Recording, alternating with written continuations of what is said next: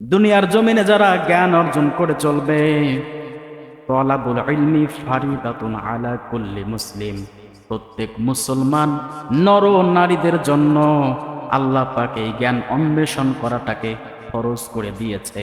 ফরজ। আপনাকে কোরআনের জ্ঞান, হাদিসের জ্ঞান, ধর্মীয় জ্ঞান অর্জন করা কি বলেন? ফরজ। এটা একদম ফরজ করে দিয়েছেন আমার আল্লাহ।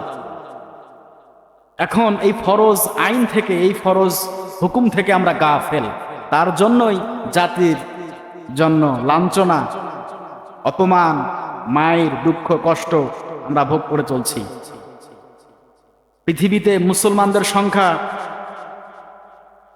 আছে মাশাআল্লাহ মোটামুটি অনেক গুণে বেশি, কিন্তু মুসলমানদের পাওয়ার সম্পর্কে জানতে হলে ইতিহাস ঘাঁটতে হবে। ইতিহাস ঘাঁটতে হবে বদরের ময়দানের ঘটনা, ঠিক কিনা? তাবুকের যুদ্ধের ঘটনা, ইতিহাস খুঁজতে হবে, দেখতে হবে মুসলমানরা কিভাবে বিজয় লাভ করেছে।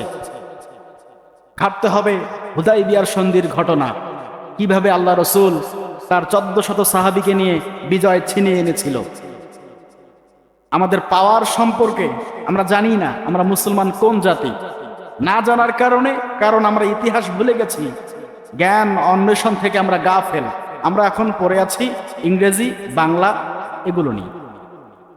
ধর্মীয় জ্ঞান সম্পর্কে আমাদের ধারণা খুবই কম, যার কারণে আমরা আজকে সমাজে, পরিবারে, রাষ্ট্রে মার খাচ্ছি। প্রচুর পরিমাণে মায়ের আমরা খেয়ে যাচ্ছি। বুঝি না তো, জানি না এটা কি হচ্ছে। দুর্ভাগ্য আমাদের।